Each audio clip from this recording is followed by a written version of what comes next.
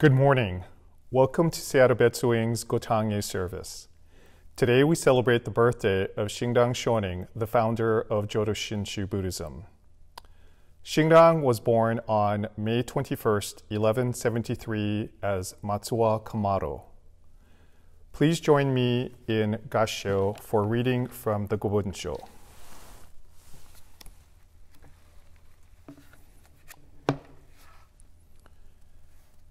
Laymen and laywomen in the latter age who lack wisdom should deeply rely on Amida Buddha with singleness of heart, entrusting themselves to the Buddha single-mindedly and unwaveringly for their emancipation without turning their thoughts to any other matters. However deep and heavy their evil karmas may be, Amida Tathagata unfailingly saves them. This is the essence of the 18th vow that assures our rebirth in the Pure Land through the Nembutsu. Once our heart is thus settled, we should say the Nembutsu, whether awake or asleep, for as long as we live. Humbly and respectfully. Namo Amida Butsu, Namo Amida Butsu, Namo Amida Butsu. Namanda, Namanda, Namanda, Namanda, Namanda, Namanda.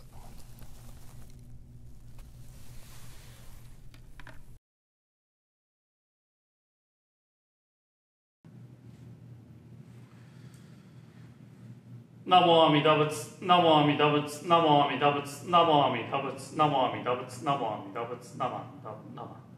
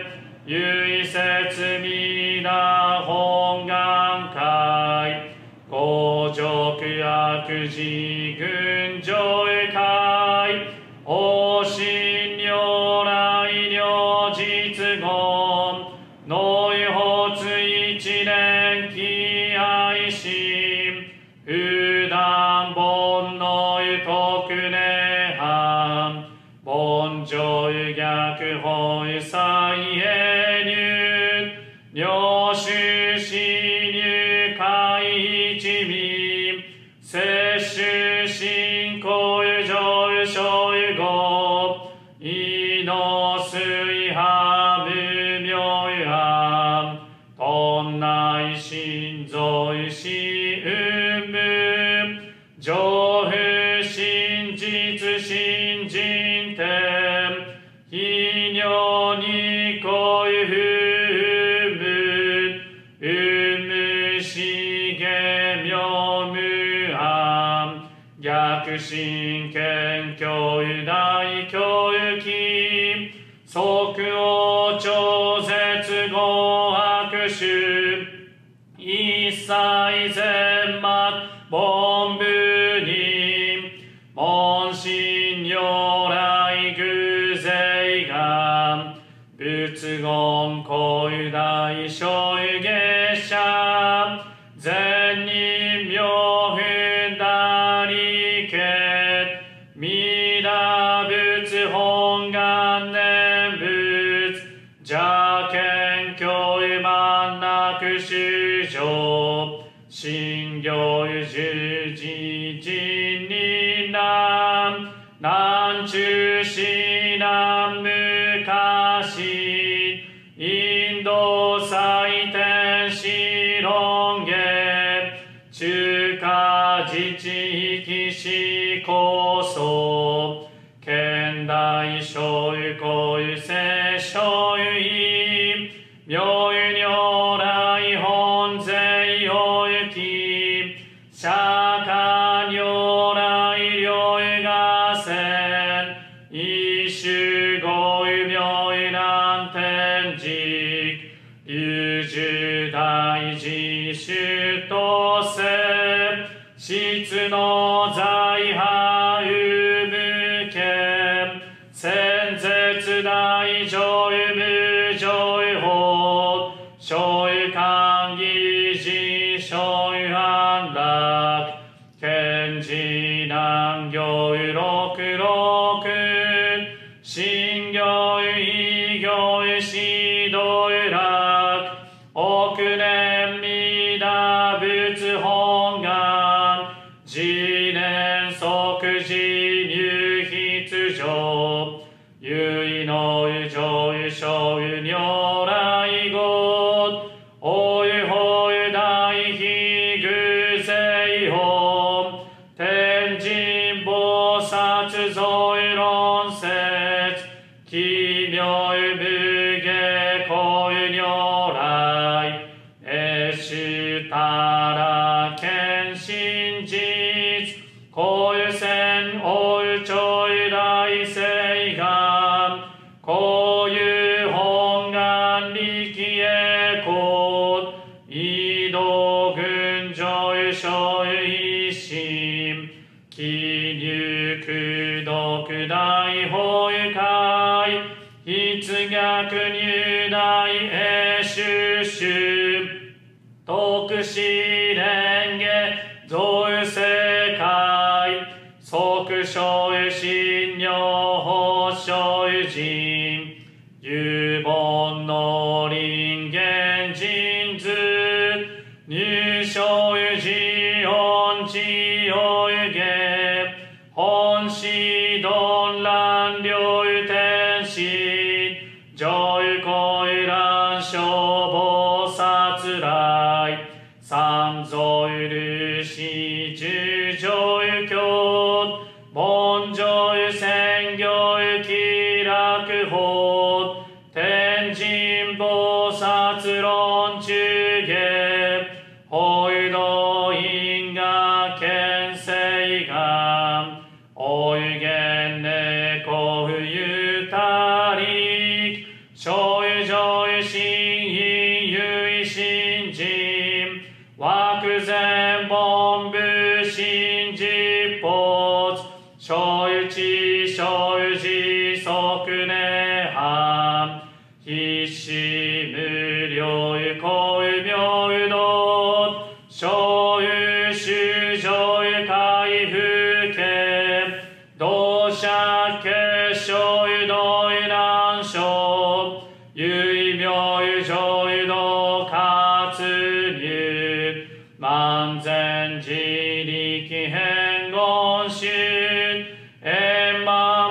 国語感染症三風三神経温度増油末法油滅動油品一生油増油悪地偶税市販尿油外傷油妙油化全道油毒妙油仏生油意高油愛上油三陽逆悪高油妙油妙油合油権因念海流本願第一回行油者小油重今後油心教育期一年総油法油五用意大東油逆三人即所油法所油市場油楽原神公油会一内教返金安良油官一切先祖油終身反戦人法油家二道小油弁流極重悪に唯小油物が薬剤非接集中煩悩油小油減水不見大非無見上油小油が本資元空妙油仏教連民全幕門部人新宗教油小油公油変地戦弱本願具悪性現来小油自輪伝下決地義上油非小子即入弱上品無意楽一致新人異能に愚教油大事修士と上油祭無変極上悪道雨俗自主愚道雨心唯化心心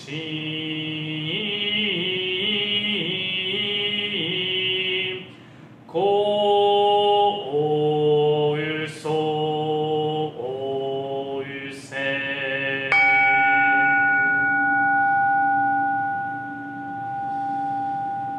ナマンダブ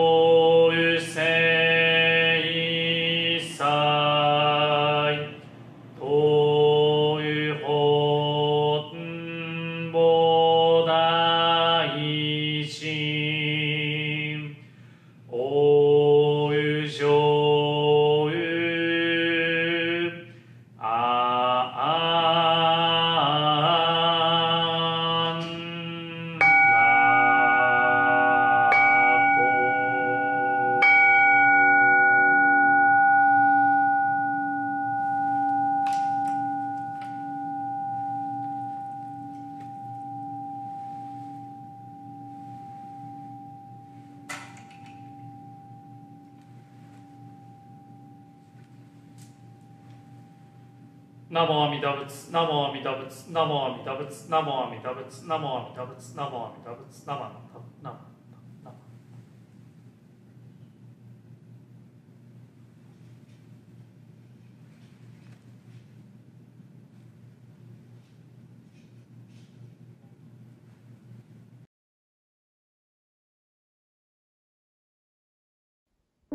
お焼香 by ゆいやくすのき、綾野くすのき。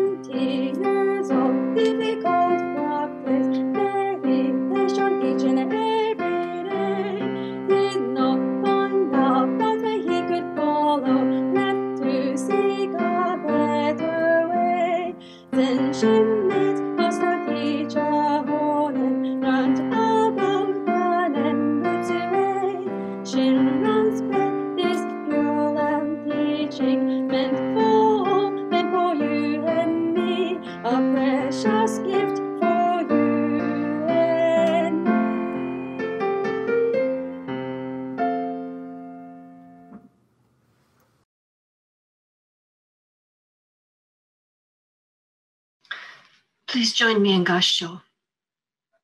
The Essentials of Jodo Shinshu, My Path.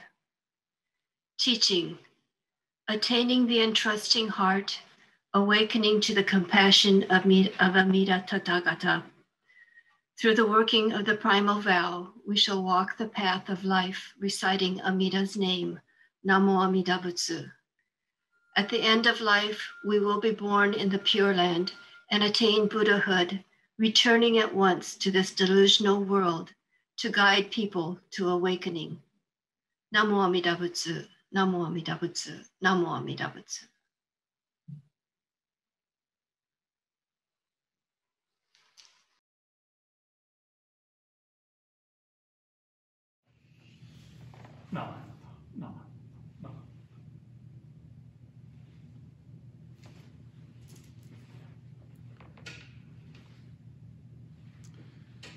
Good morning, everyone. Thank you for joining this special service, Gotan service. At the beginning of my Dharma message, please join me in Gassho, put your hands together.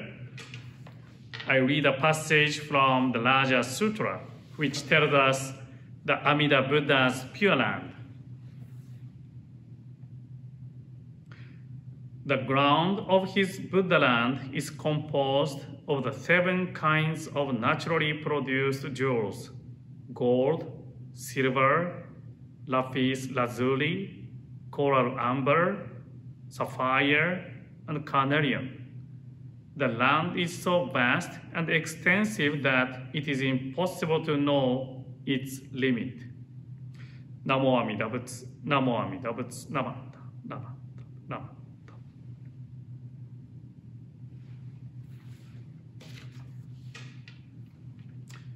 Good morning.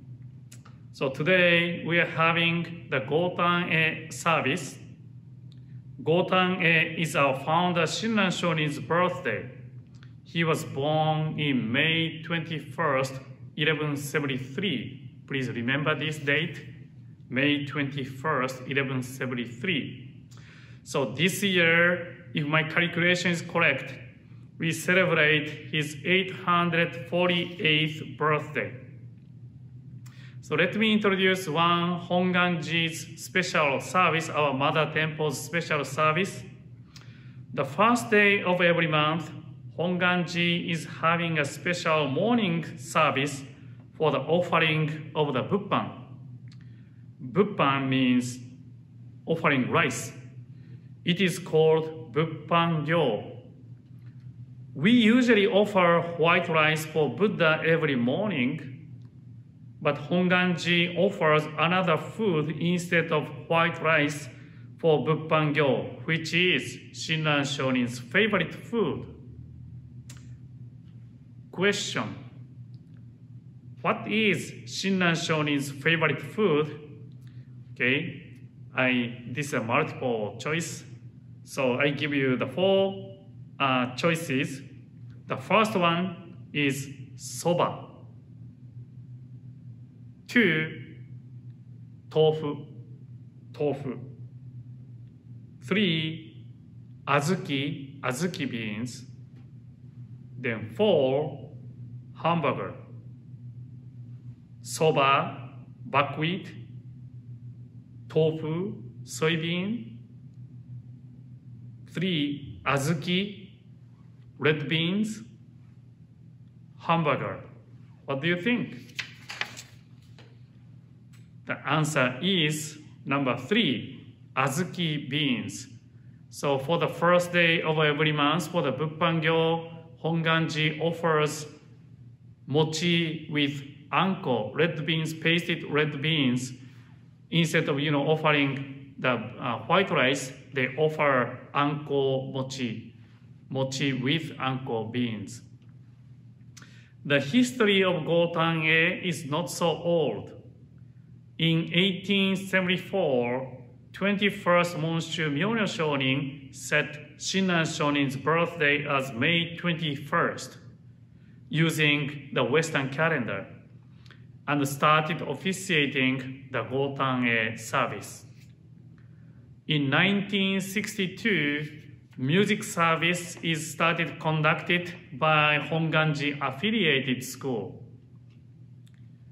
Gotan-e consists of 3 kanji characters. Go, tan, e. Go means going down, coming down. Second kanji character, tan, means born in. E is service.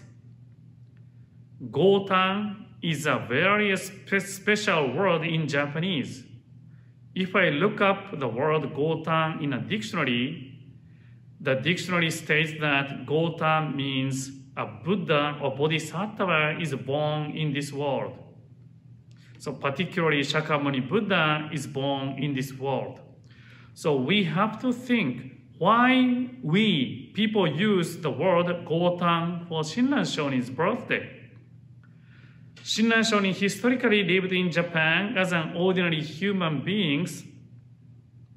He was not born in this world as a Buddha or Bodhisattva, but he showed us how we attain enlightenment, how we are born into the Pure Land through Nembutsu teaching. We celebrate Gotan-e, Shinran Shonin's birthday, with our gratitude and veneration. In 2023, we are going to celebrate our founder Shinran Shonin's 850th birthday. The special celebration is scheduled from March 29th to May 21st. BWA World Convention is also going to be held in May 2023.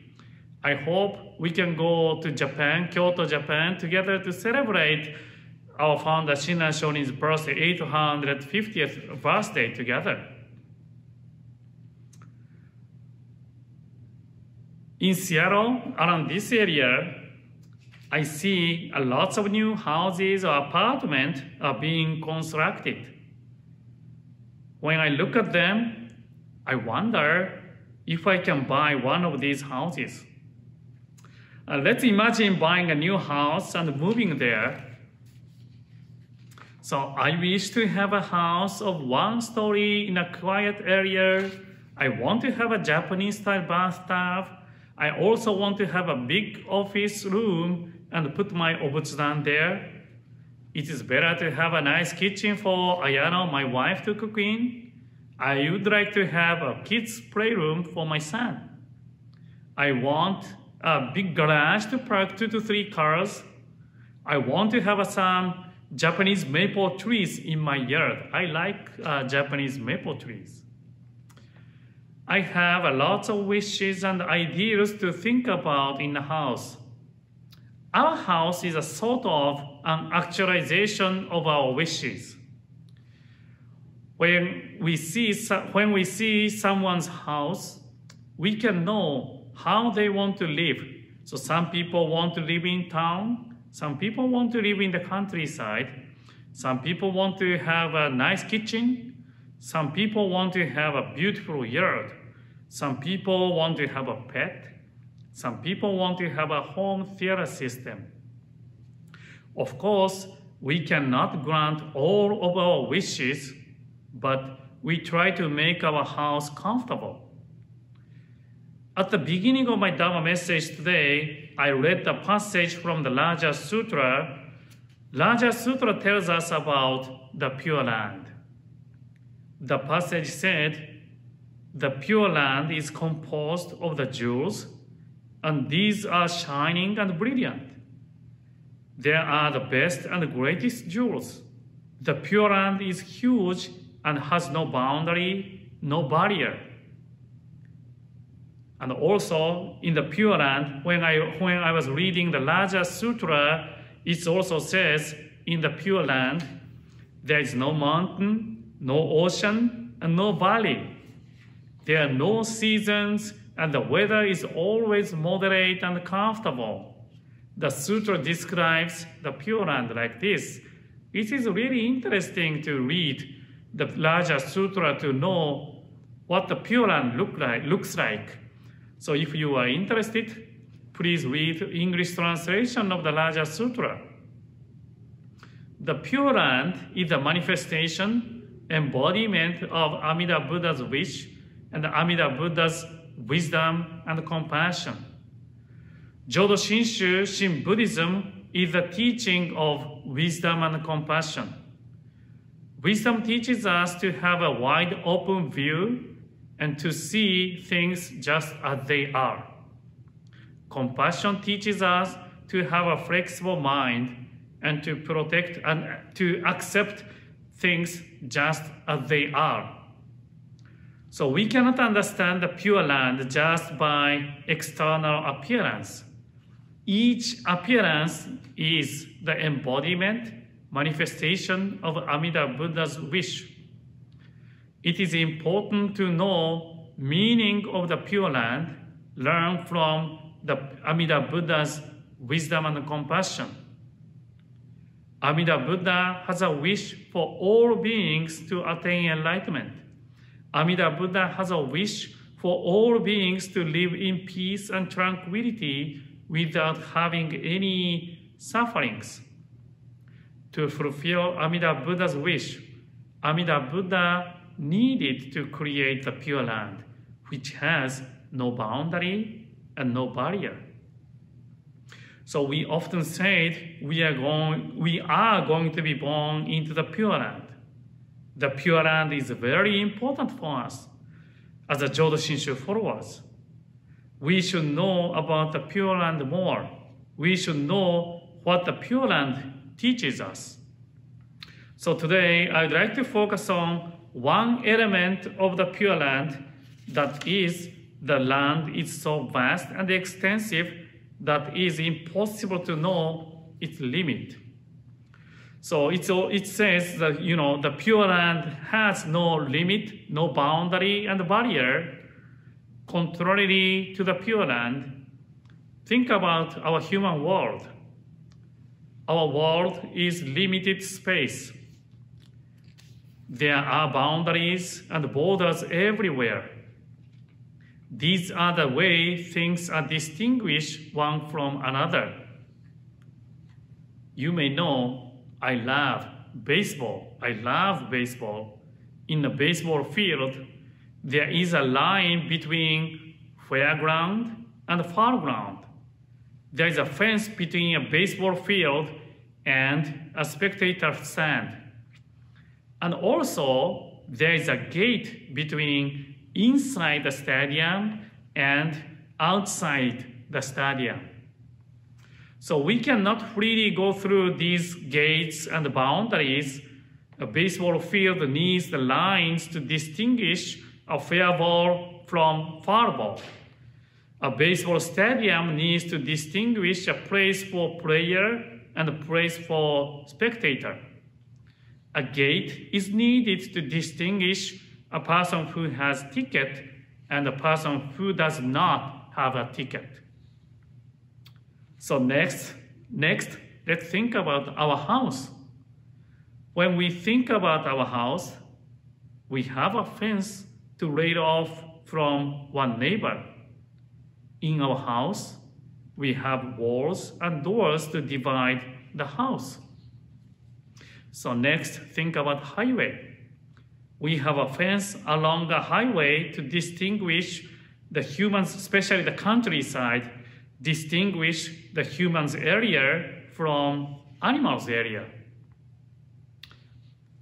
We also have a border to distinguish one country from another country.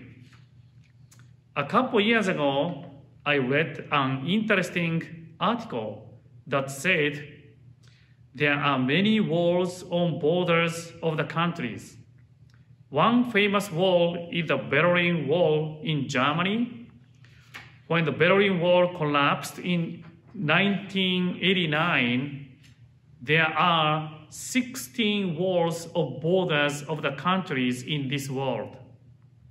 However, at the present time means a couple years ago, there are 65 walls in the world. We may have more now. The government, country, create the walls to protect people who live in that country. The house owner put the fence to protect their families and their properties. There are fences along highways to protect animals and human beings. So we might feel scared if there were no boundaries, walls, and fences. We are always protected by many fences and barriers. We always live inside the barriers, some kind of barriers. So we cannot live outside of these. The fence, barriers, boundaries are the symbols of our human desire to protect our lives. The barriers do not only exist in the external world, we also have barriers in our mind. Maybe religion too. Religion is one of our boundaries, Christianity, Islam, and Buddhism. Nationality is one of our boundaries.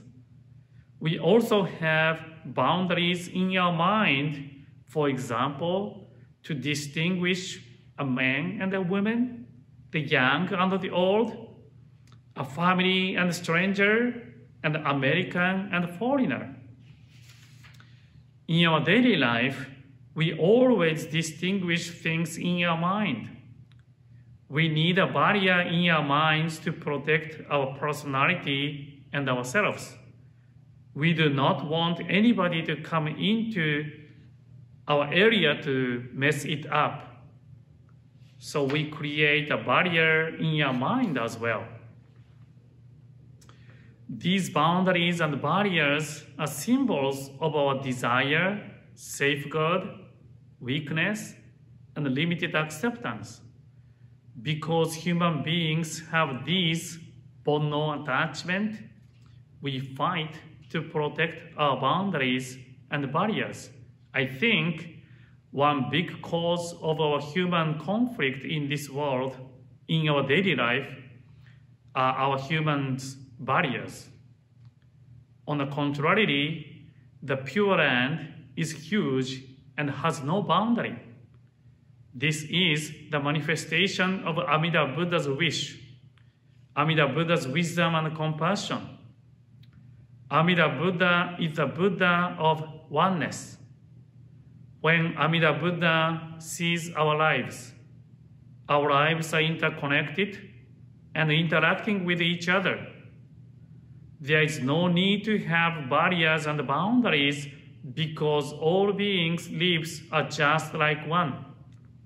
Amida Buddha must have known that these barriers are the causes of human suffering.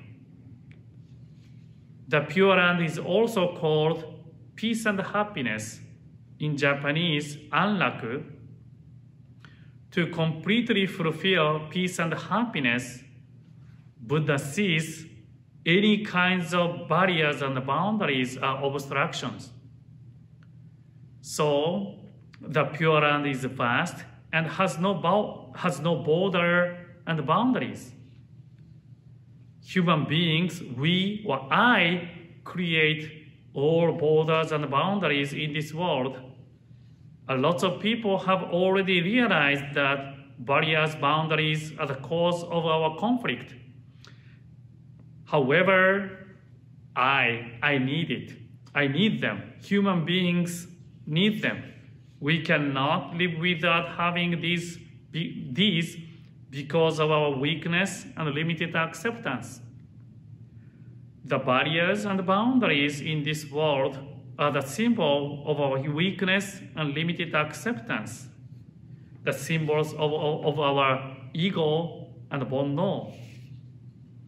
The Pure Land, which has no barriers and boundaries, is the manifestation of Amida Buddha's wish, Amida Buddha's wisdom and compassion. We often said we are going to be born into the Pure Land and become a Buddha, attain enlightenment. It is our goal. When we set our life's goal to be born into the Pure Land, our life becomes the path to the Pure Land, path to the peace and happiness. Walking the path to the Pure Land, which means that we listen to Amida Buddha's guidance, are mindful of Amida Buddha's wisdom and compassion, are mindful of Pure Land. And then we are aware of our barriers and boundaries. We always reflect upon ourselves and think what kinds of barriers we have. We may not be able to get rid of all our boundaries and barriers today, but we can live our life while following and learning from the Pure Land. When we realize our boundaries and barriers, our views change, we can avoid a conflict, and we can live our lives with gratitude. We recite Namo Amida Butsu to express our appreciation to Amida Buddha, who shows us the path to the Pure Land, peace and happiness. So today we are conducting the Gotan-e service. It is a precious occasion to express our appreciation to Shinran Shonin, our founder Shinran Shonin, who shows us this true Pure Land path, Nembutsu path. To conclude my Dharma message, please join me in Gassho. Put your hands together. Namo Amida Butsu, Namo Amida Butsu, Namo Amida Butsu, Nama, Nama.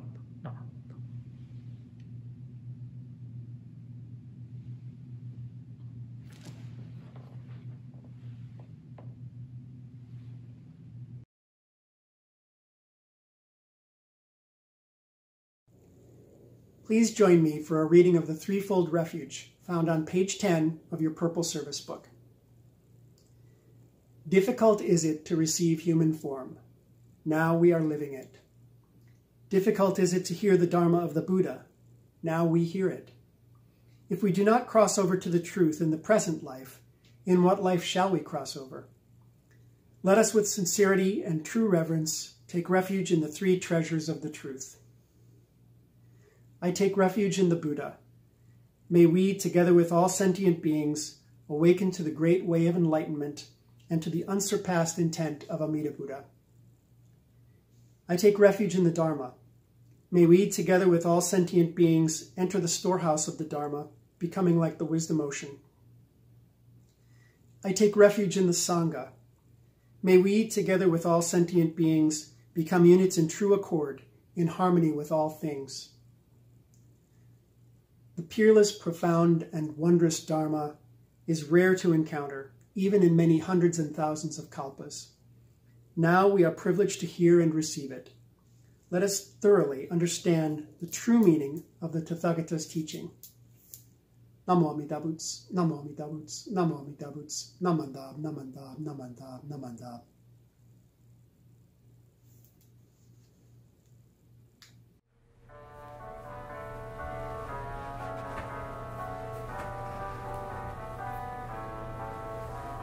Safely at home in Gasho, listen to Amida's teachings. Listen with your heart, listen with your mind to Amida Buddha's teachings. Namo Amida Butsu, singing Namo Amida Butsu. All of the world is bright, singing Namo Amida Butsu. We are one.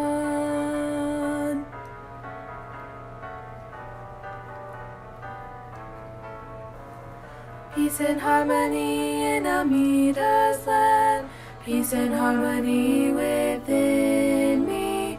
Put our hands together, bow our heads, thankful to Amida Buddha. Namo Amida Butsu, singing Namo Amida Butsu. All of the world is bright, singing Namo Amida Butsu. We are one.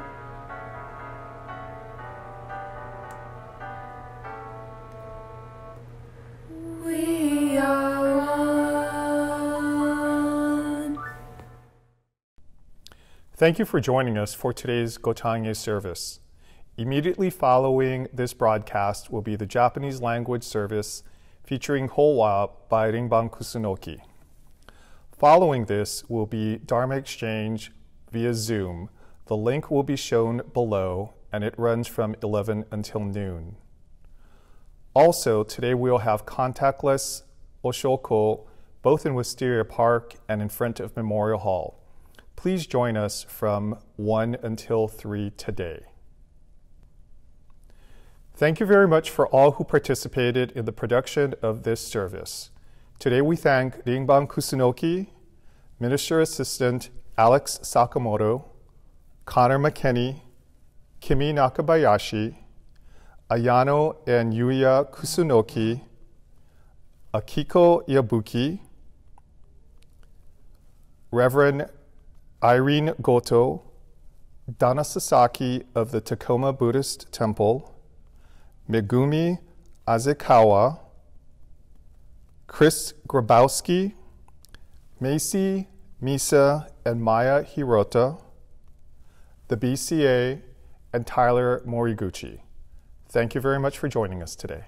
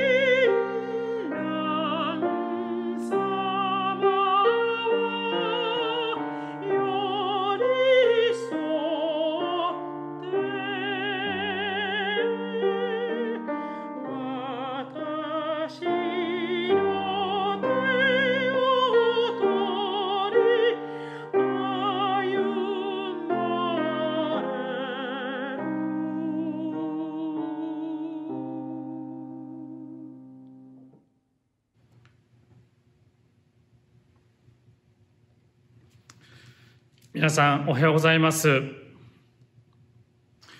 今日はシアトル別院の2021年豪誕への法要にお参りくださいましてありがとうございました。まずは来三門、三啓門から拝読させていただきたいと思います。人参受けがたし、今すでに受く。仏法聞きがたし、今すでに聞く。好み根性に向かってどせずんば。さらにいずれの章に向かってか好みをどせん。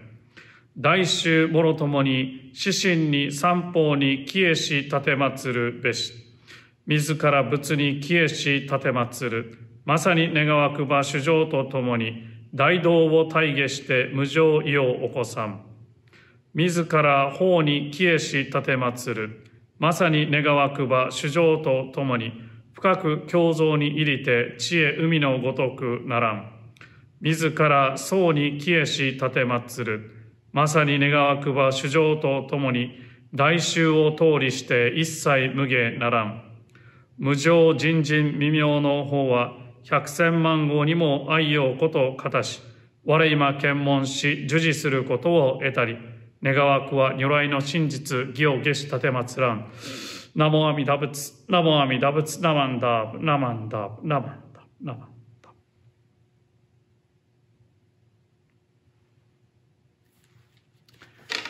ブ。では引き続きましてですね、ご三代を挙げさせていただきますので、今一度合唱礼拝お願いいたします。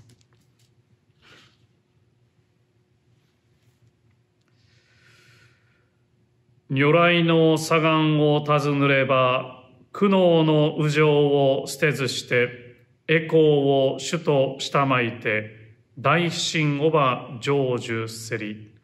ナモアミダ仏、ナモアミダ仏、ナモアミダ仏、ナマンダ、ナマンダ、ナマンダ、ナマンダ。はい。改めましておはようございます。ハッピーバースデー親鸞上人ですね。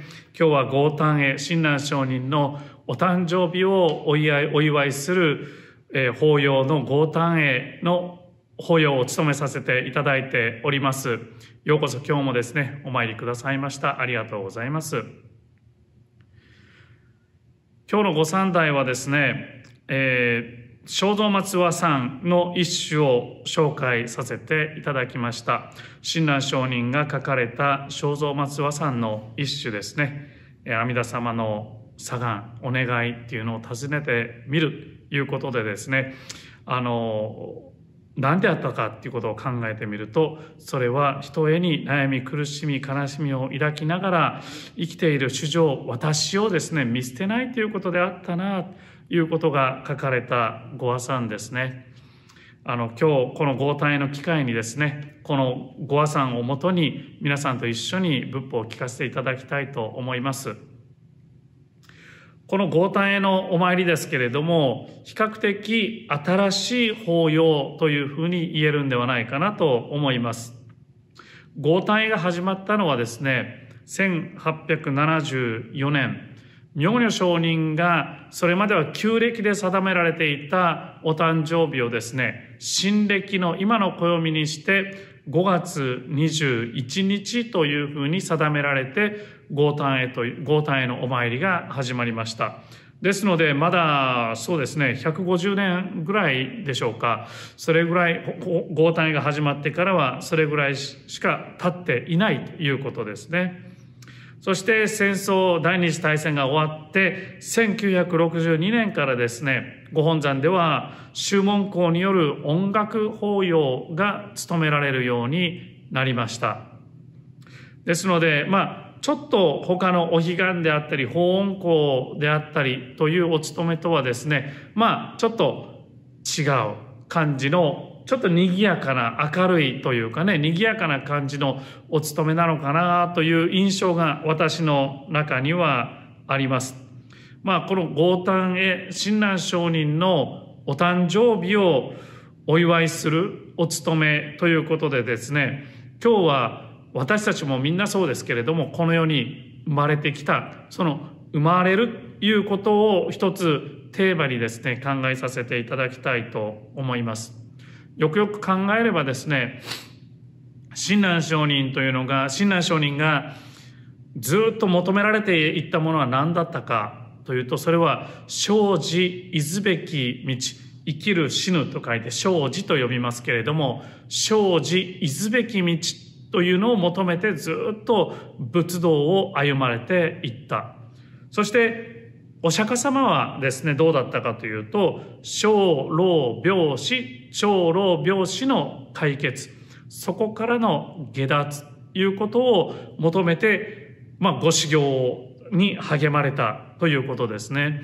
仏教ではその生老病死というのを苦しみである、苦であるというふうに言います。ですので仏教には人生は苦なりという教えがあります。苦というのは自分の思い通りにはなりませんよ。自分の思い通りにならないことを苦というふうに言います。その苦を乗り越えていく。思い通りにならない苦しみを乗り越えていく道が仏教ですね。お釈迦様がまだゴータマ・シッダールタという名前であった頃ですね、お釈迦様はお城の中でずっと生活をしていたんですけれども、ある時やっぱり外に出たいと思って外に出られたという話がありますね。シモン失遊の話ですけれども、皆さんもお聞きになられたことあるんではないかなと思います。まず初めに出た門からで、最初に門を出るとですね、そこには年老いたよぼよぼの老人、年を取った方がいた。お釈迦様はお城の中では若くて元気な人しか働いていない、生活していないので、もう年老いたよぼよぼの人を見ることはなかったんですね。ですので付き従っていた家来にですね、あれは何者だと聞くんですね。するとその家来はですね、あれは老人です。人間はみんなあのように年老いていくんですよと答えられた。今度次の日になると、今度は病気にかかった人を見かけた。そこで家来の者にですね、あれは何者だって聞くと、あれは病人ですよ。人間はあのようにみんな病気になるんですよというふうに答えられた。そして今度はですね、もっと次の日はまた違う門から出ていくとですね、遺体を運ぶ葬儀の行列に出会ったんですね。そして家来にですね、あれは何なんだっていうふうに聞くと、あれは死んだ人ですよ、亡くなった人ですよ、人間はいずれ死ぬものですよというふうに答えたと言います。そして4日目、それ最後の日ですね、今度は修行者を見かけます。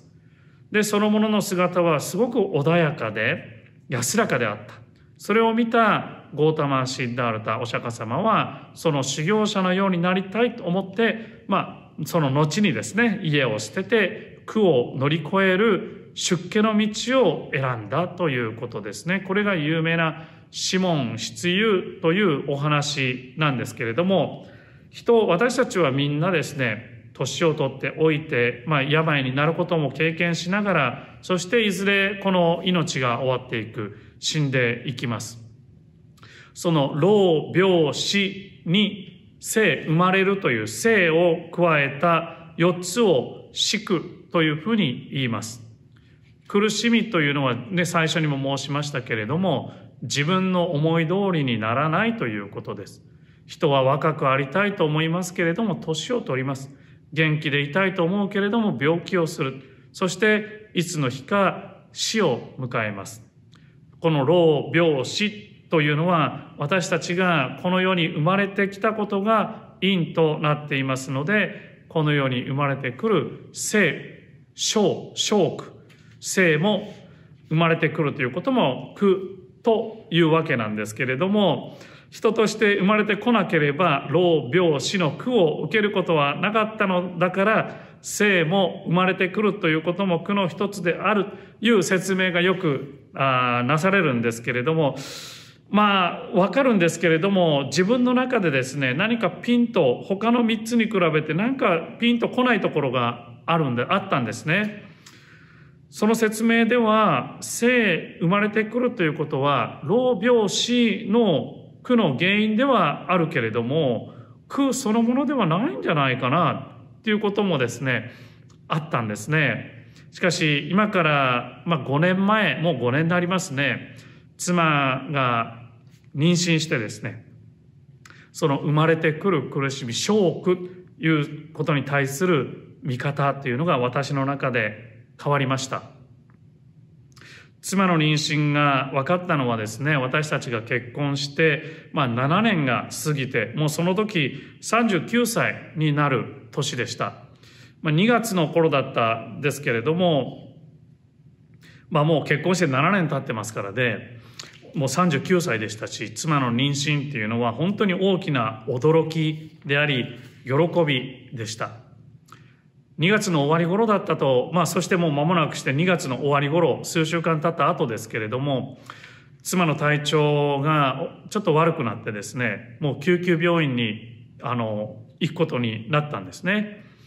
で、控室で私一人待ってたんですけれども、その間はもう不安で仕方がなくてですね、やっぱりもうもう年もだいぶね、いってるし、やっぱりちょっとダメだったのかなとかね、どこかに諦める気持ちもありました。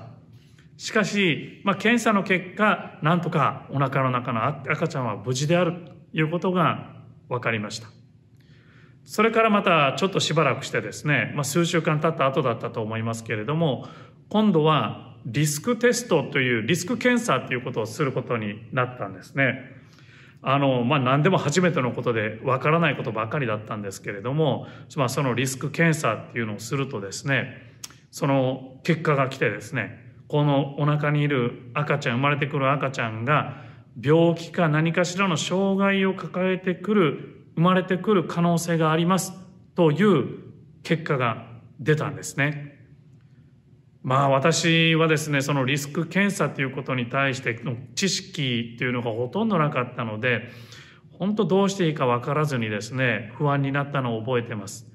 子供は無事に生まれてくるんだろうか、中絶の道を選ばないといけないんだろうか、病気や障害を抱えた子供をですね、育てていくっていうのはどういうふうにしたらいいんだろうかとかね、もう本当に次から次に不安というのがですね、出てくるんですね。それで、再検査をすることになったんですけれども、その再検査の結果は、その病気とか障害を抱えて生まれてくる可能性というのは、低いでしょうということが分かりました。その結果を聞いてですね、ほっと安心したのを覚えてます。その後もいくつか検査があってですね、その度に何か問題出てくるんじゃないかな、大丈夫かな、心配になります。その時にもう私にできたことはですね、もうなんとか無事でいてください、無事でいてくれってね、無事で生まれてきてくれ、それを願うばっかりでしたね。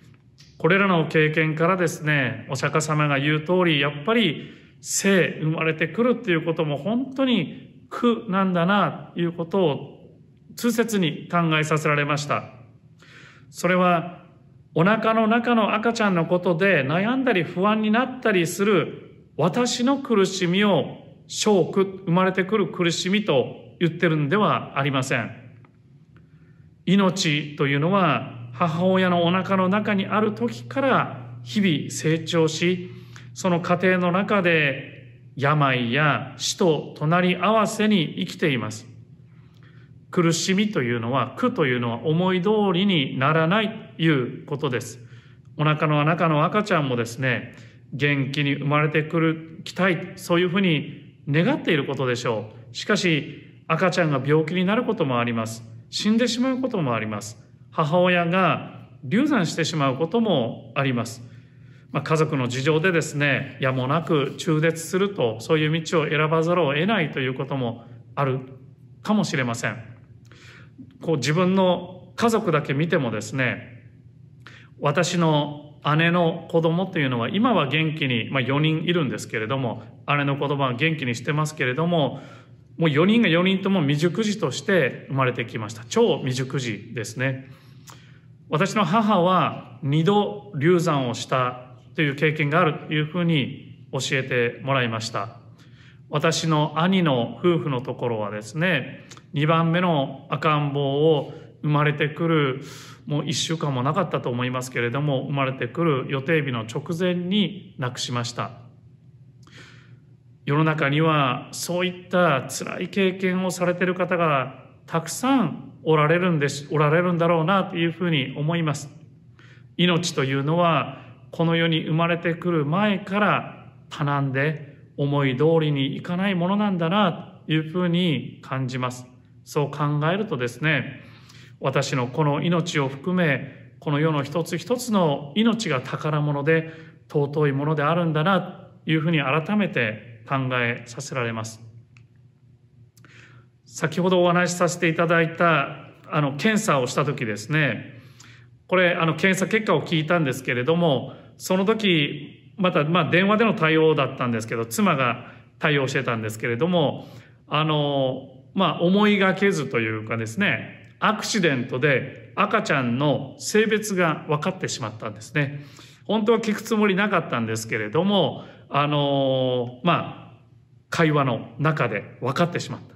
で、検査の結果ですね、男の子だということが分かったんですね。その性別が分かる前というのはですね、妻といろんな話をしてましたね。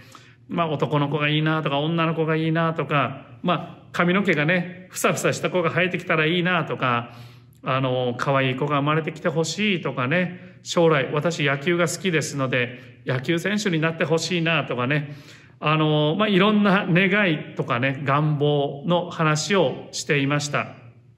本当にね、次から次に出てきますね。自分たちの本当そういう願いというのを言い出したらキリがないというのをね、キリがなかったのを覚えています。ただやっぱり心から強く願うことっていうのが一つだけありますよね。それはやっぱり無事に生まれてきてくれ、無事に生まれてきてくれ、それだけですね。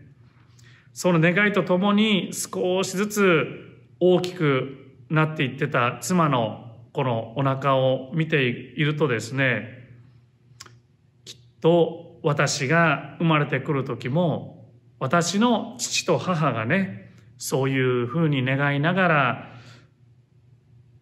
願ってくれていたんだろうな、そういうふうに願いながら私の誕生を待ってきてくれたんだろうなというふうに思いました。よく言われるんですけれども、母からよく言われるんですけれども、私は赤ちゃんの時ジャンボ赤ちゃんで、大きい赤ちゃんで、とても不細工で元気な赤ちゃんだったようです。私が生まれてくる前にはですね、2人で大きくなった私の母親の父と母はですね、母親のお腹を見ながら私の体や病気の心配をして無事の誕生、生まれてくるのをね、願ってくれてたんだろうな、そういうふうに思うとですね、両親の思いに何か触れることができたようで、少し何か心がね、温かくなったような気がしました。そういうふうに考えている時にですね、ちょっと思ったことがあったんですね。もう一方、ただただ無事に生まれてきてくれよと願ってくださっている方がおられるな。そのままでいいから無事に生まれてきてくれよと案じてくださっておられる方がおられるな。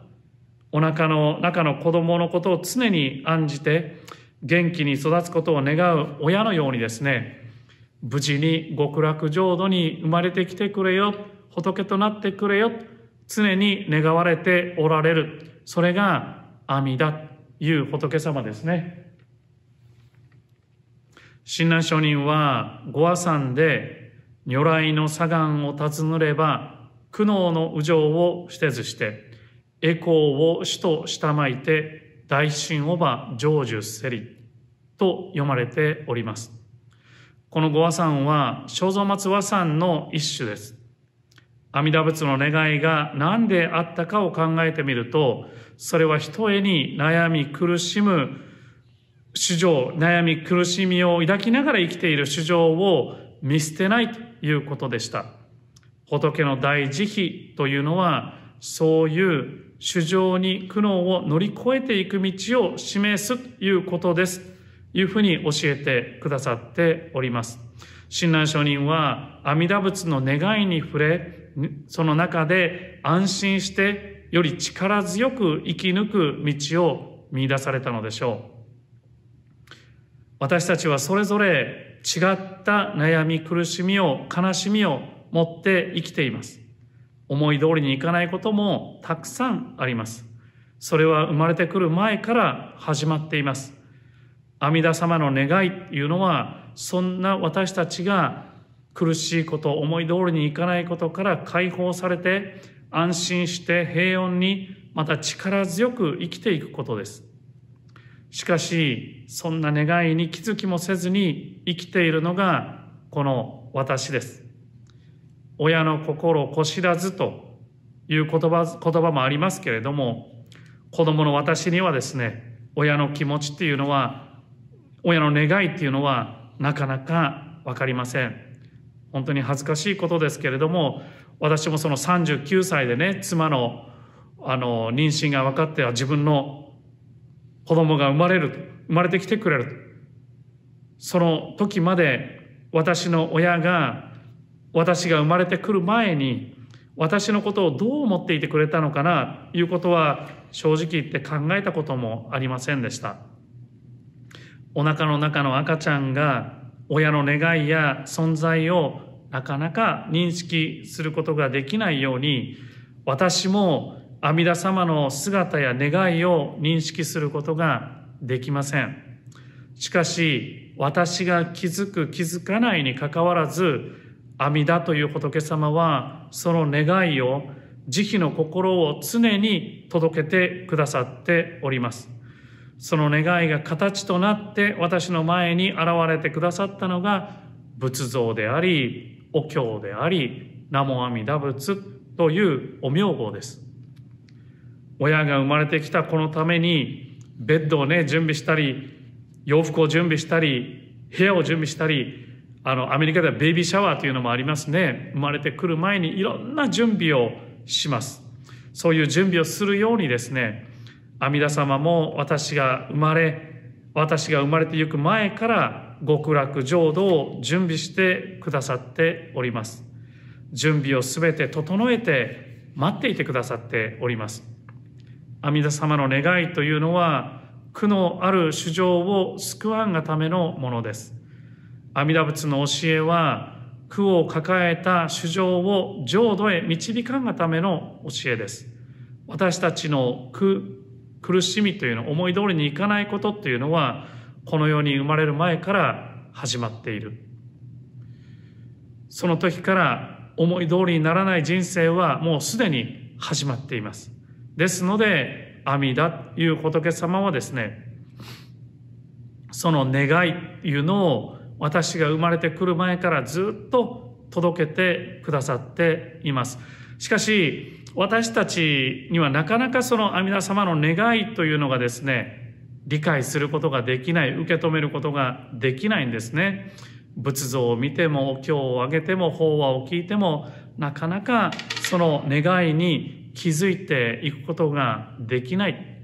そういう時はですね、自分の苦しみに目を向けてみてはどうかなというふうに思います。私の苦しみと阿弥陀様の願いというのは表裏一体です。苦のあるところに阿弥陀様の願いがあります。自分の苦と素直に向き合うことができたとき、阿弥陀様の願いに触れることができます。そこにお浄土への道、悟りへの道というのが開けてきます。その道を一歩ずつ歩ませていただくのが南無阿弥陀仏のお念仏の生き方です。今日は豪誕への法要です。親鸞上人がこのようにお生まれになられた日ですね。実際の日は5月の21日です。どうぞ皆さん盛大にお祝いしてください。そして親鸞上人がお伝えくださったお念仏の道、お念仏の教えに耳を傾けていただきたいと思います。今日もお参りどうもありがとうございました。寛容は拝読のご文章に変えさせていただきます。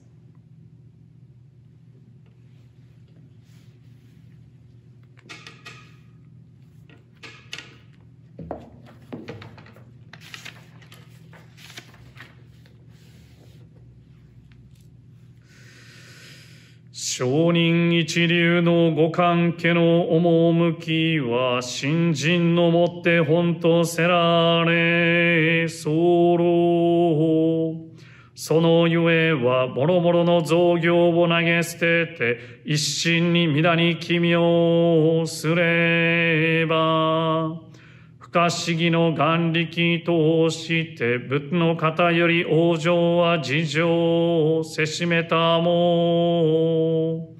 そのくらいを一年発起入賞上始終とも釈し、その上の称名念仏陀、如来我が往生を定めたまいし、ご恩法人の念仏と心べきなり、あなかしこ、あなかしこ。